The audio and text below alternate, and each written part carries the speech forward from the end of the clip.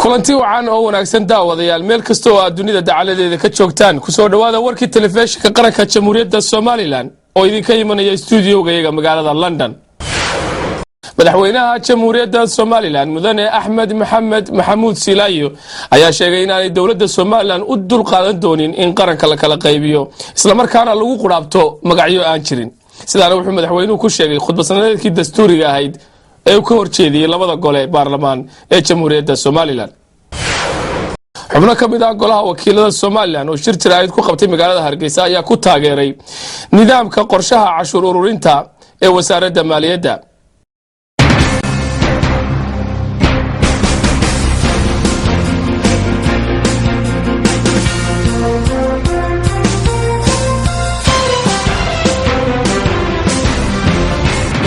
Jamhuuriyadda Soomaaliland mudane Axmed Maxamed Maxamuud Silaayo ayaa sheegay in aanay dawladda Soomaaliland u dul qaadan doonin in qaranka la kala qaybiyo isla markaana lagu quraabto magacyo aan jirin. sidaana wuxuu madaxweynaha Soomaaliland ku sheegay khudbad sanadeedkii dastuuriga ahayd ee uu ka horjeediyay labada gole ee baarlamaanka Jamhuuriyadda Soomaaliland. warkaas oo dhameystiran waxa noo haya wariyahayaga Siciid Maasim. fadhigan wada jirka ah ee labada gole ee baarlamaanka Soomaaliland uu shirgudoominayay gudoomiyaha golaha wakiilada mudane Cabdiraxmaan Maxamed Cabdilaahi Cirro ayaa madaxweynaha Jamhuuriyadda Soomaaliland u jeediyay khudbad sanadeedka dastuuriga ah taasi oo uu kaga xog waramay waxqabadkii xukuumadda ee sanadkii 2011 iyo qorshayaasha ku talagalay sanadka 2012. madaxweynaha Jamhuuriyadda Soomaaliland mudane Axmed Silaayo oo khudbad dheer halkaasi ka jeediyay ayaa ugu horreyn sheegay in Soomaaliland ay tahay qaran 20 jirsaday oo qaangaara qaran ay dadkiisa iyo dawladdiisuba markasta iyo goor kastaba u soo jeedaan. waxaana uu tilmaamay 20kaasi sanadood ee Soomaaliland ay jirtay shacbi iyo dawladba ay halgan ugu jireen dadaalka ay ku xaqiijinayaan qarannimadeeda, adkeynta nabadgelyada, kor u qaadista adeegyada aasaasiga ah ee waxbarashada, caafimaadka, biyaha iyo horumarinta kaabayaasha dhaqaale. waxaana uu sheegay in Soomaaliland ay la timid siyaasad cad oo ku salaysan nabad ku wada noolaanshiyaha dadyowga caalamka iyo dawladaha jaarka ah, isla markaasina ay maanta marayso Soomaaliland meel aan indhaha laga qarsan karaynin maadaama ay buuxisay ayaa uu yidhi shuruudihii looga baahnaa. madaxweynaha Jamhuuriyadda Soomaaliland mudane Axmed Maxamed Maxamuud Silaayo waxa uu ka hadlay arrimaha shirkii Taleex oo uu sheegay in uu ku bilaabmay jawi nabadgelyo oo beel ka mid ah beelaha Soomaaliland ay kaga arrinsanayeen arrimahooda dhaqan iyo horumarineed. ha yeeshee shirkaasi ay majar habaabiyeen kooxo fidma wadayaal ah oo qaarkood ay hore ugu caanbaxeen ayaa uu yidhi nacaybka Soomaaliland. shirka Taleex wuxuu ku bilaabmay jawi nabadgelyo oo beel ka mid ah beelaha Soomaaliland ay kaga arrisanaysay arrimaheeda dhaqan iyo horumarineed inta ay ognahay. waxaa si shirka majar habaabiyay koox fidna wadayaal oo qaarkood hore uga baxeen Soomaaliland nacaybka uga caan baxeen Soomaaliland nacaybka kuwaas oo ujeedadu tahay in colaad ka horiyaan deegaan nabdoon. beesha Sool iyo dhammaan beelaha reer Soomaaliland waxay u baahan yihiin nabadgelyo iyo horumar kamana muuqato inay xilligan ka soo baxayaan shirka wax lagu tanaado ama ay dani ugu jirto beelaha. dawladda Soomaaliland marnaba ma ogolaan doonto inay qarankan la kala jabiyo, la kala qaybiyo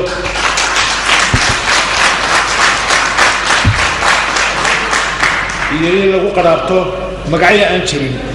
waxaanu difaacaynaa midnimada iyo wadajirka Soomaaliland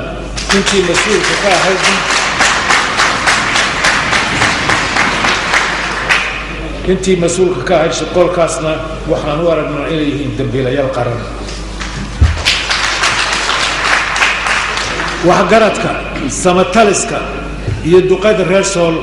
waxaan ugu baaqinaa inay ka feejignaadaan iskana jiraan fidnada ay la wareegayaan kooxda ku soo duushay wadajirka ummadda.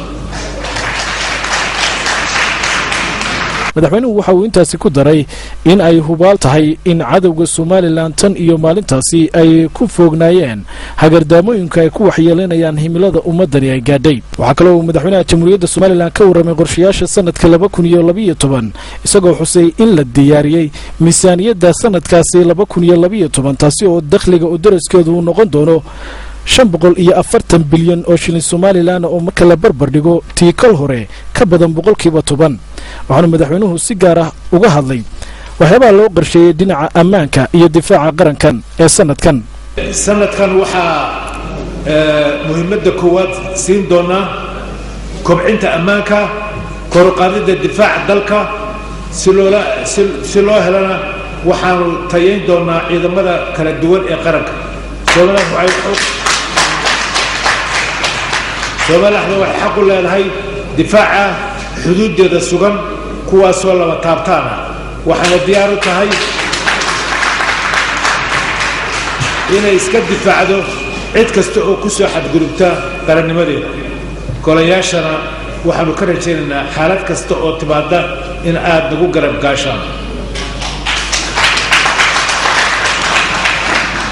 mudane axmed maxamed maxamuud silaanyo waxa uu sheegay in la qabanayo sanadkan doorashadii dowladaha hoose iyadoo la tix raacayo go'aankii golaha guurtidu ay ku meel mariyeen isagoo geesta kalena ka hadlay siyaasadda arrimaha dibadda iyo ictiraaf raadinta. waxaanu tegaynaa madal kasta oo danta Soomaaliland ku jirto.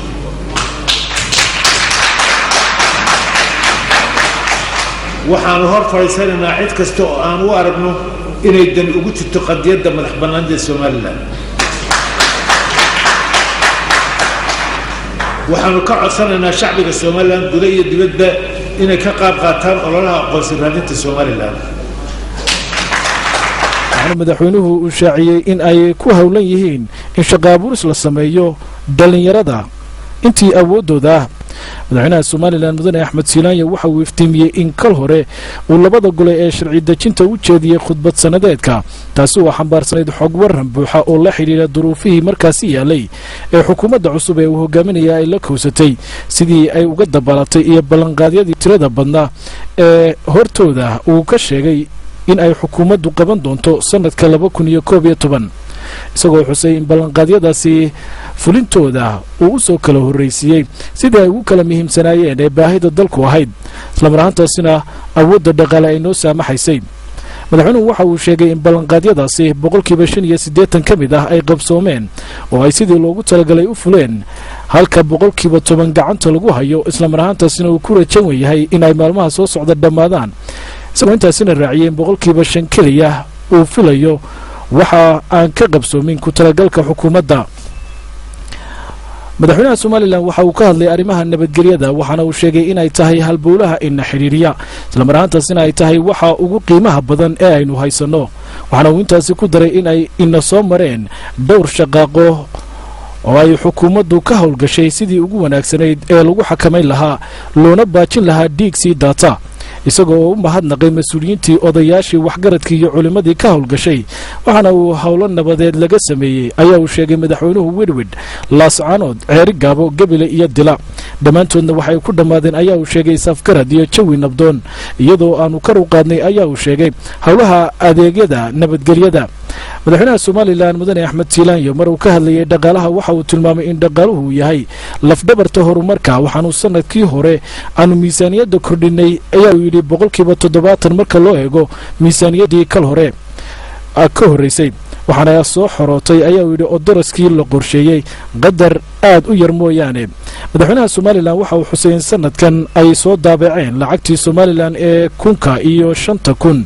iyadoo ay timi baahi lacageed lana hor keenay golaha baarlamaanka oo ansixiyey badalada lacagtii gimbaarta ahayd ee laga isticmaali jiray gobolada qaar taasi oo culays dhaqaale lahayd islamaraantaasina maanta Somaliland ay tahay wax lagu furaxo in laga isticmaalo guud ahaanba lacagta Somaliland. madaxweynaha jamhuuriyadda Somaliland waxa uu khudbadiisa kaga hadlay dhinaca waxbarashada waxaana uu sheegay in ballanqaadku uu ahaa in dugsiyada dawladda loo shaqaalayo 1,500 oo macallin oo cusub iyadoo la shaqaalayay 1,700 oo macallin oo ah tiro ka badan tiradii loo qorsheeyay islamaraantaasina bilaash laga dhigay waxbarashadii dugsiyada aasaasiga ah. arrintan in ay culays weyn ka qaaday ayaa uu yidhi danyarta oo inta badan iyagu aad ugu nuglayd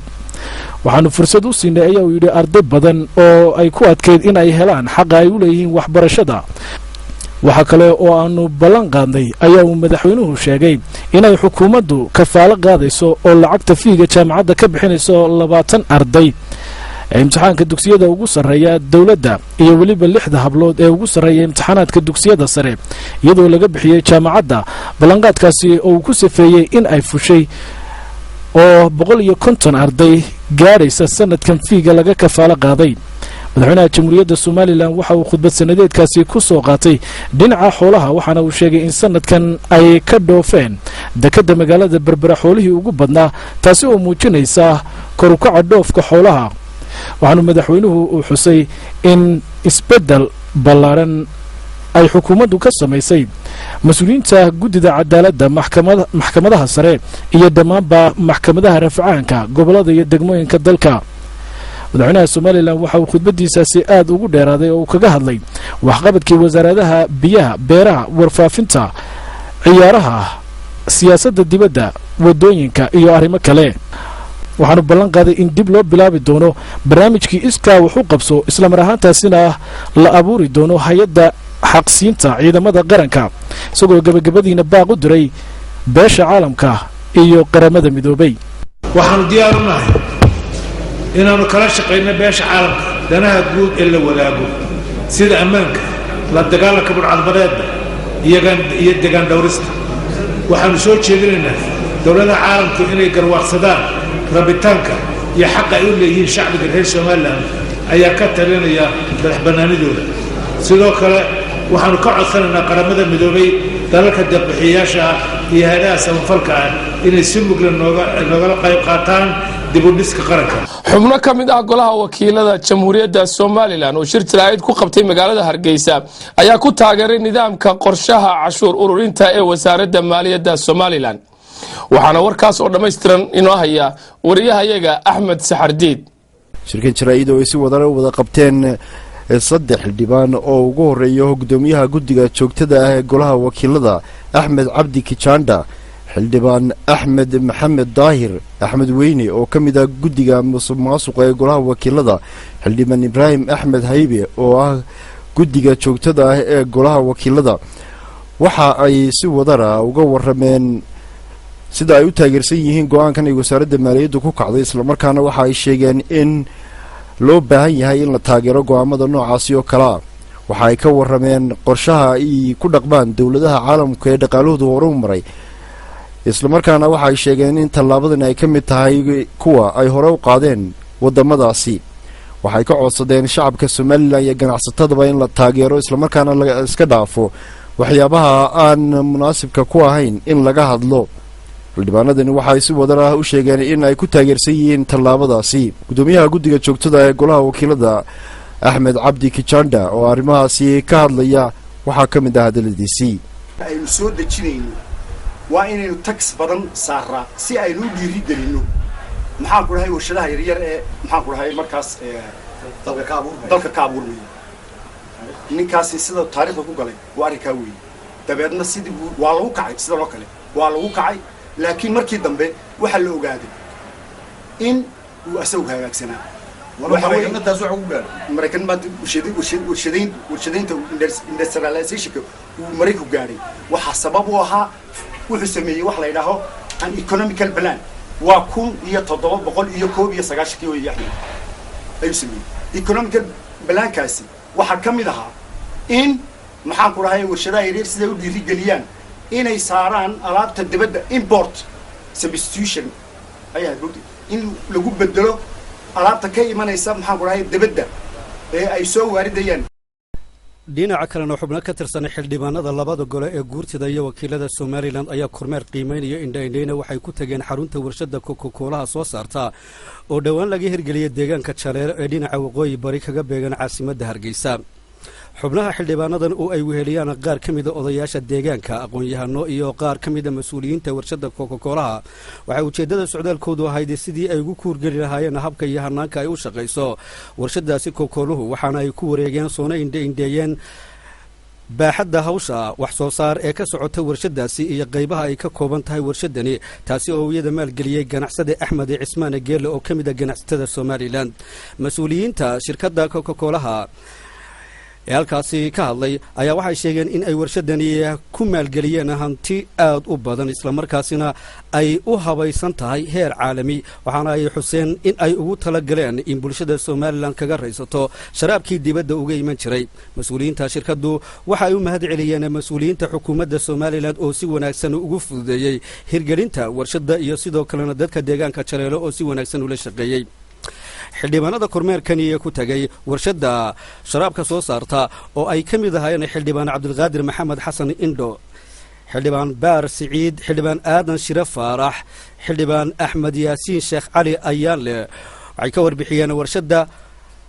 oo ay sheegeen in ay tahay mid caalami ah isla markaasina dunida oo dhan xarumo ku leh taasi oo Somaliland u anfacaysa marka la eego wax soo saarka ballaaran ee lagaga raysan doono sharaabkii dibadda ka iman jiray shaqaabuurka iyo dhiirigelinta ganacsatada kale oo iyaguna ku dhiiran doona in ay dalka maal gashadaan sida ganacsadahani uu hantidiisa ugu horay dalkiisa xildhibaanadu waxay u soo jeediyeen xukuumadda in la dhiirigeliyo ganacsatada hantidooda u horay dalka isla markaasina ka hortagto wax kasta oo caqabad ku noqon kara wax soo saarka iyo maalgashiga muwaadiniinta xafiiska samafalka madaxtooyada jamhuuriyadda Somaliland ayaa deeq raashin ah gaarsiiyay degmada Salaxley iyo qaybo kamid ah xaafadaha magaalada Hargeysa سعيد عبد جبابو مدح مشاريع حفيز كسم فلك مدحتوية وحو شيء إن ديرنا كسو قاعدي هايدا المكتوم وحفيز كسم فلك إسلام كانوا كقيب قادني قيبين تديقنا وقيبين يدك الدنيرتا كبرك عياباري كل الدمية كدعي دلكا شيخ سعيد عبد جبابو يا وقم هندقي هايدا المكتوم أو شيء تاي قيبتي صدحات أجابية كل دون أو قيبين يسو دتك الدنيرتا كدقن guud ahaan Somaliland gaar ahaan deegaanka Salaxley iyo tuulooyinka hoos yimaada Saciid Cabdi Gaboobe waxa uu si qoto dheer uga warramay qorshayaasha horumarineed ku aadan in dadka danyarta la gaarsiiyo raashin ay ku noolaadaan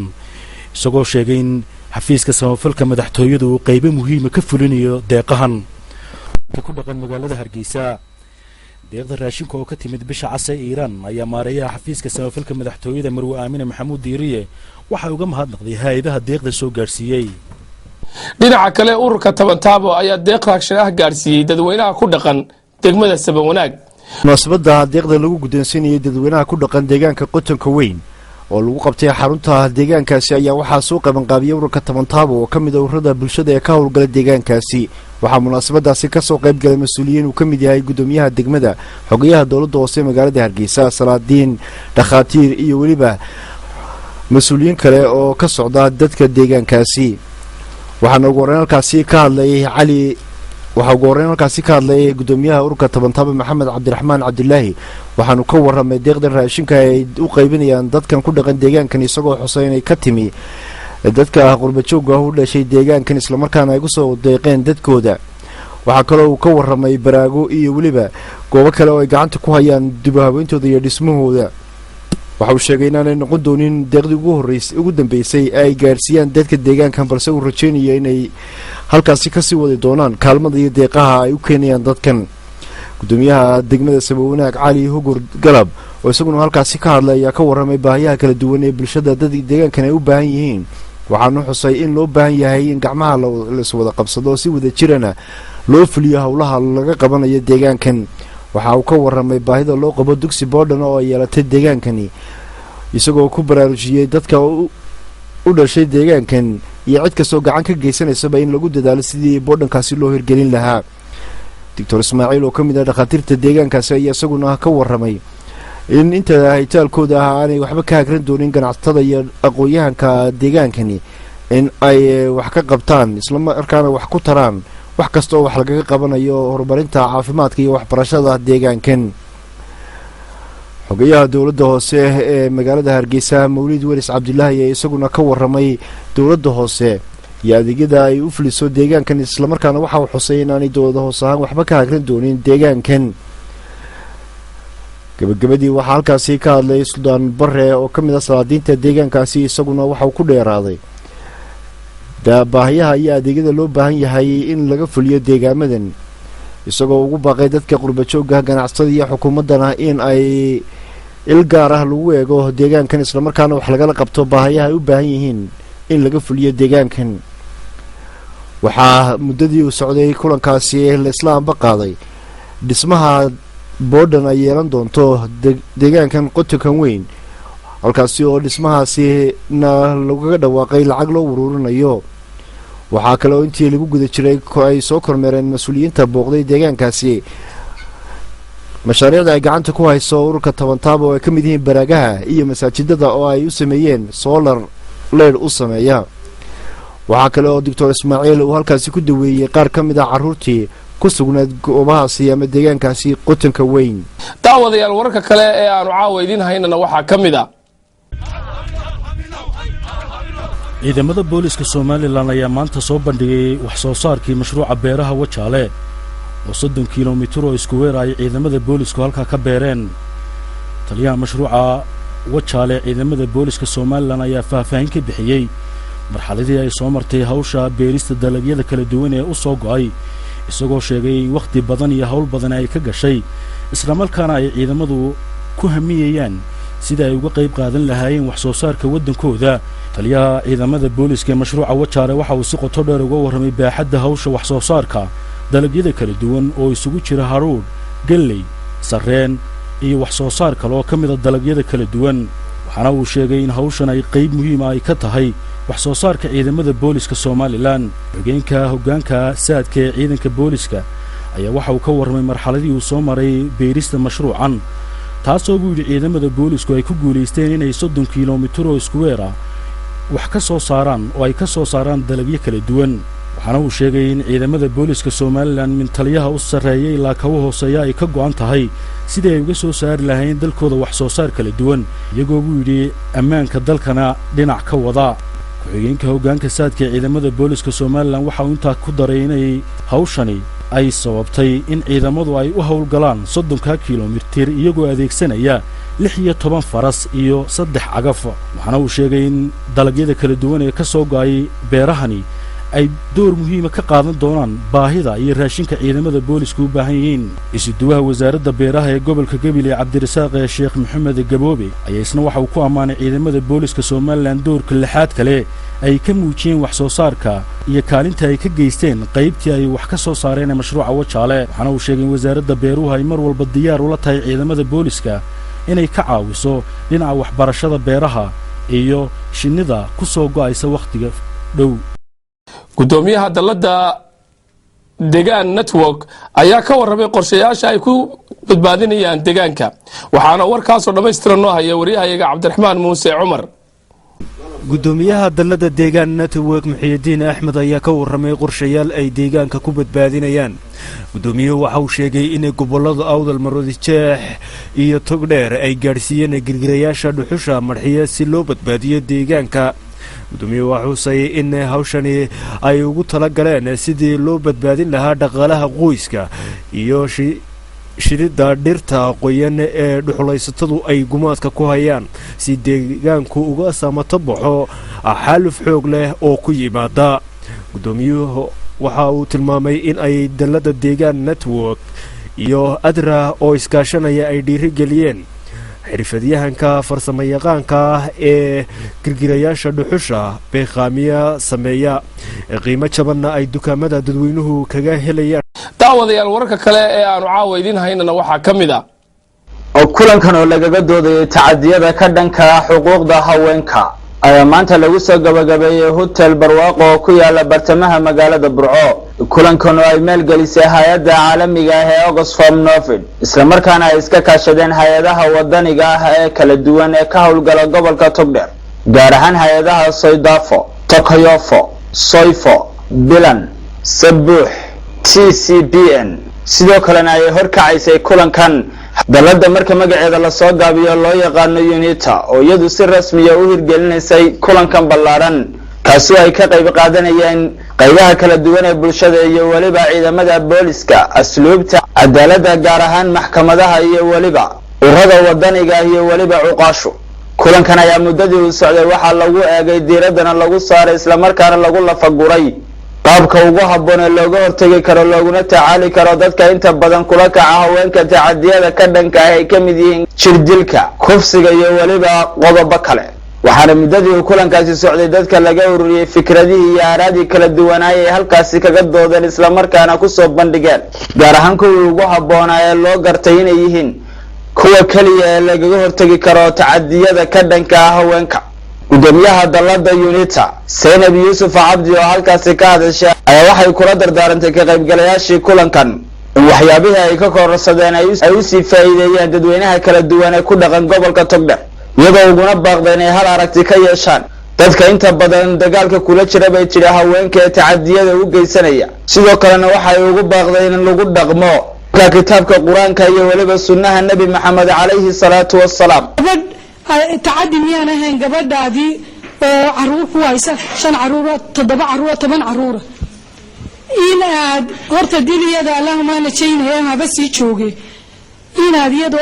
يدي أنا بميل كفلان دقين إن متكلنا جورستو إن متكلنا جورستو إن متكلنا جورستو حاول ملايين إن يدين دينه لكن شروط دين تانو يا فرتي لهاي كوجو حراي هرت شروط دفلي شروط لما أوران أفر جورسده أوكي يلا قوم شيء ده قرآن شروطه إلى شروطه اللي يدين فراي فولية مركانة جورسده يدين مديدنا لكن متبع هالكن تدبل بابا يسمى متبع تبع هالكن لا بابا يسمى كلا هذا وكنت عادي أقوى تعدي مركو مت جورسده تينا وكنت عادي تي وكتجين وكنت عادي تنا جورسنا وكنت عادي haweeneydan Zainab Yuusuf Cabdi gudoomiyaha dalada UNITA sidoo kale waxa ay ka xog warantay dalada UNITA oo inta badan ka shaqeysa bay tiri waxyaabo nabadgelyada isla markaana barnaamijyada noocan oo kale ah qayb xal ka qaadata. Liibaan Axmed Bilo oo kamid ah saraakiishii kulankan qayb xal ka qaatay isla markaana ururinaya afkaarta dadka ka doodayay kulankan ayaa isaguna waxa uu ka xog bixiyay